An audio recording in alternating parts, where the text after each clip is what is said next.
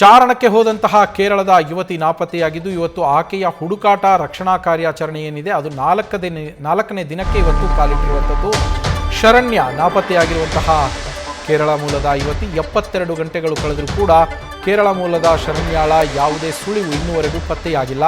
ತಡಿಯಂಡಮೋಳ್ ಬೆಟ್ಟದಲ್ಲಿ ಈ Sharanya ನಾಪತ್ತೆಯಾಗಿದ್ದರು.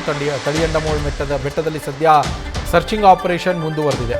Searching ಆಪರೇಷನ್ಗೆ ANF ತಂಡ ಕೂಡ ಈಗ ಆಗಮಿಸಿದೆ.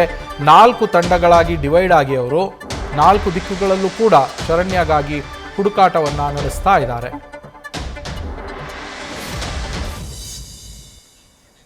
ನಮ್ಮ ಮಡಿಕೇರಿ ಪ್ರತಿನಿಧಿ ಪ್ರಜ್ವಲ್ ಫೋನ್ ಸಂಪರ್ಕದಲ್ಲಿದ್ದಾರೆ. ಪ್ರಜ್ವಲ್, 4 ದಿನಗಳು ಕಳೆದು ಆದರೂ ಕೂಡ ಶರಣ್ಯ ಸುಳಿವು ಸಿಕ್ಕಿಲ್ಲ. ನಾಪತ್ತೆಯಾಗಿದ್ದಾಳ ಅಥವಾ ಬೇರೆ ಏನಾದ್ರು ರೀಸನ್ ಇದೆಯಾ? ಅಂದರೆ ಅಲ್ಲಿ ಕಾಡು ಆಗಿರೋದ್ರಿಂದ ಕಾಡು ಪ್ರಾಣಿಗಳು ಇರ್ತವೆ.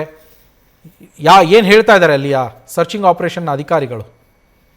ನವೀನ್, ತಡಿಯಂಡಮುಳ್ ಬೆಟ್ಟದಲ್ಲಿ ಶರಣ್ಯ ಏನು ನಾಪತ್ತೆಯಾಗಿದ್ರು ಟ್ರೆಕ್ಕಿಂಗ್ಗೆ ಬಂದು ಇವತ್ತಿಗೆ 4 ದಿನ ಆಯ್ತು. 4ನೇ ದಿನಕ್ಕೆ ಕೂಡ ಕಾಲಿಟ್ಟಿದೆ ಸರ್ಚಿಂಗ್ ಆಪರೇಷನ್.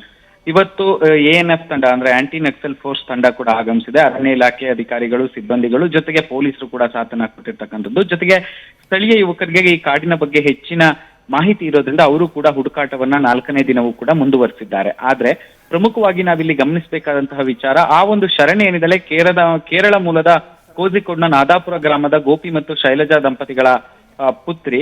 ಈಕೆ ಕೊಚ್ಚಿಯಲ್ಲಿ IT ಉದ್ಯೋಗಿಯಾಗಿದ್ದು 2 ತಿಂಗಳ ಹಿಂದೆ ಮನೆಗೆ ಬಂದಿರ್ತಾಳೆ. ಕಳೆದ 15 ವರ್ಷಗಳ ಟ್ರೆಕ್ಕಿಂಗ್ ಅನುಭವ ಈಕೆಗಿದೆ ಅಂತ ಹೇಳ್ತಾ ಇರ್ತಕ್ಕಂಥದ್ದು. ಅಂದ್ರೆ ಕಳೆದ 15 ವರ್ಷಗಳಿಂದ ಹಲವಾರು ಬಾರಿ ಟ್ರೆಕ್ಕಿಂಗ್ ನ ಹಲವಾರು ಸ್ಥಳಗಳಿಗೆ ಹೋಗಿದ್ದಾಳೆ.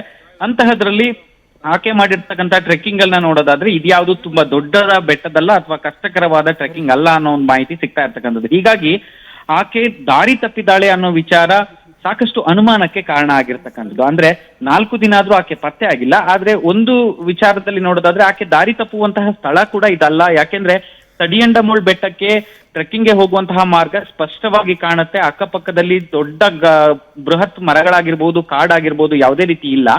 ಅಲ್ಲಿಂದ ಸ್ವಲ್ಪ ದೂರ ಹೋದ ನಂತರದಲ್ಲಿ ಕೆಲವೊಂದು ಕಾಡು ಅಥವಾ ದುರ್ಗಮ ಪ್ರದೇಶ ಇದೆ, ಅಲ್ಲಿವರೆಗೂ ಯಾವುದೂ ಇಲ್ಲ ಅನ್ನೋಂತ ಮಾಹಿತಿ ಸಿಗ್ತಾ ಇರ್ತಕ್ಕಂಥದ್ದು. ಇನ್ನು ಈಕೆ ಒಬ್ಳೆ ಬಂದು ಹೋಮ್ಸ್ಟೇ ಒಂದರಲ್ಲಿ ತಂಗಿ ಅಲ್ಲಿಂದ ಹೋಗಿರ್ತಕ್ಕಂಥದ್ದು. ಟ್ರೆಕ್ಕಿಂಗ್ಗೆ ಹೋಗುವಾಗ ಕೂಡ ಒಬ್ಬೊಬ್ಬರನ್ನೇ ಅರಣ್ಯ ಇಲಾಖೆ ಅಧಿಕಾರಿಗಳು ಬಿಡೋದಿಲ್ಲ. ಹೀಗಾಗಿ ಒಂದು ತಂಡ ಏನ್ ಬಂದಿತ್ತು, ಆ ತಂಡದ ಜೊತೆ ಈಕೆಯನ್ನ ಕಳಿಸಿದ್ರು. ಆದ್ರೆ ಆ ತಂಡವನ್ನು ಕೂಡ ಪೊಲೀಸರು ಎನ್ಕ್ವೈರಿಯನ್ನ ಮಾಡಿರ್ತಕ್ಕಂಥದ್ದು. ಆ ತಂಡ ಕೂಡ ನೀಡಿರ್ತಕ್ಕಂಥ ಮಾಹಿತಿ, ಆಕೆ ನಮ್ ಜೊತೆ ಏನ್ ಮಾತಾಡ್ತಾ ಇರಲಿಲ್ಲ, ಫಾರೆಸ್ಟ್ ಅಲ್ಲಿ ತುಂಬಾ ಇಂಟ್ರೆಸ್ಟಿಂಗ್ ವಿಷಯಗಳನ್ನ ನೋಡ್ಕೊಂಡು ಹಿಂದೆನೆ ಬರ್ತಾ ಇದ್ರು. ಹೋಗಿ ತಲುಪಿ ನಂತರ ರಿಟರ್ನ್ ನಾವೆಲ್ಲ ಬಂದ್ರು ಕೂಡ ಅವ್ರ ನಿಧಾನಕ್ಕೆ ಹಿಂದೆ ಬರ್ತಾ ಇದ್ರು. ನಂತರ ಏನಾಯ್ತು ಅಂತ ಗೊತ್ತಿಲ್ಲ ಅನ್ನೋ ಒಂದು ಮಾಹಿತಿ ಹೇಳ್ತಾ ಇರ್ತಕ್ಕಂಥದ್ದು. ಇನ್ನು ಅವರು ಸ್ಟೇ ಆಗಿದ್ದಂತಹ ಮಾಲೀಕರಿಗೆ ಕರೆಯನ್ನ ಮಾಡಿ ನಾನು ದಾರಿ ತಪ್ಪಿದ್ದೇನೆ ಅಂತ ಹೇಳಿ ತಕ್ಷಣ ಸ್ವಿಚ್ ಆಫ್ ಅನ್ನ ಮಾಡಿದ್ದಾರೆ ಮೊಬೈಲ್ ಅನ್ನ. ಅದು ಮೊಬೈಲ್ ಬ್ಯಾಟ್ರಿ ಲೋ ಆಗಿ ಸ್ವಿಚ್ ಆಫ್ ಆಯ್ತಾ ಅಥವಾ ಬೇರೆ ಕಾರಣಗಳಿಂದಾಗಿ ಸ್ವಿಚ್ ಆಫ್ ಆಯ್ತಾ ಅನ್ನೋದು ಗೊತ್ತಿಲ್ಲ. ಇನ್ನು ಆ ಒಂದು ನೆಟ್ವರ್ಕ್ ನ ಟವರ್ ಲೊಕೇಶನ್ ನೋಡಿದ್ರೆ ಅದು ಇರಿಟಿಯಲ್ಲಿ ತೋರಿಸ್ತಾ ಇದೆ ಅನ್ನೋ ಒಂದು ಮಾಹಿತಿ, ಅಂದ್ರೆ ಇರಿಟಿಯ ನೆಟ್ವರ್ಕ್ ಅನ್ನ ಕ್ಯಾಚ್ ಮಾಡ್ತಾ ಇದೆ ಅನ್ನೋ ಒಂದು ಮಾಹಿತಿ ಕೂಡ ಸಿಕ್ಕಿರ್ತಕ್ಕಂಥದ್ದು. ಹೀಗಾಗಿ ಆ ಬೆಟ್ಟದ ತುತ್ತ ತುದಿಗೆ ಕೇರಳ ನೆಟ್ವರ್ಕ್ ಸಿಗೋದ್ರಿಂದ ಸಾಕಷ್ಟು ಪೊಲೀಸ್ಗೂ ಕೂಡ ಕನ್ಫ್ಯೂಷನ್ ಇದೆ. ಹೀಗಾಗಿ ಅವರ ಪೋಷಕರು, ಸಹೋದರ ಶ್ಯಾಮ್ ಆಗಿರ್ಬೋದು ಅಥವಾ ತಂದೆ ಆಗಿರ್ಬೋದು, ಇವರೆಲ್ಲರೂ ಕೂಡ ಏನು ಸರ್ಚಿಂಗ್ ಆಪರೇಷನ್ ನಡೀತು ಆ ಒಂದು ಸ್ಥಳಕ್ಕೂ ಕೂಡ ಬಂದು ಅಲ್ಲಿ ಕೂಡ ಅಧಿಕಾರಿಗಳಿಗೆ ಮಾಹಿತಿಯನ್ನ ಕೊಟ್ಟಿದ್ದಾರೆ. ಒಂದೊಮ್ಮೆ ಈಕೆಗೆ ಅಷ್ಟೊಂದು ಅನುಭವವಿರುವ ಈಕೆ ದಾರಿ ತಪ್ಪುವ ಚಾನ್ಸಸ್ ಕಡಿಮೆ.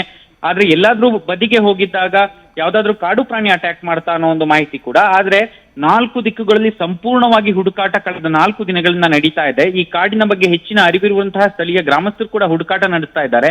ಹಾಗೇನಾದ್ರೂ ಅನಾಹುತ ಆಗಿ ಈಕೆಗೇನಾದ್ರೂ ತೊಂದರೆ ಆಗಿ ಮೃತಪಟ್ಟಿದ್ರೆ ಆಕೆ ಶವವಾದ್ರೂ ಅಲ್ಲಿ ಸಿಗ್ಬೇಕಿತ್ತು. ಅಂತಹ ಕುರುಹುಗಳು ಯಾವುದು ಕೂಡ ಇದುವರೆಗೂ ಸಿಕ್ಕಿಲ್ಲ. ಹೀಗಾಗಿ ಈ ಒಂದು ಪ್ರಕರಣ, ಆ ನಾಪತ್ತೆ ಪ್ರಕರಣ ಏನಿದೆ, ಇದು ಗೊಂದಲದ ಗೂಡಾಗಿಯೇ ಮುಂದುವರೆದಿದೆ. ಆದ್ರೂ ಕೂಡ ಹೆಚ್ಚಿನ ಫೋರ್ಸ್ ಅನ್ನ ಬಳಸಿ ಹುಡುಕಾಟವನ್ನ ನಡೆಸ್ತಾ ಇದ್ದಾರೆ. ಸ್ಥಳೀಯ ಗ್ರಾಮಸ್ಥರು ಕೂಡ ಈ ಒಂದು ಹುಡುಕಾಟಕ್ಕೆ ಸಾಥನ್ನ ಕೊಟ್ಟಿರ್ತಕ್ಕಂಥದ್ದು.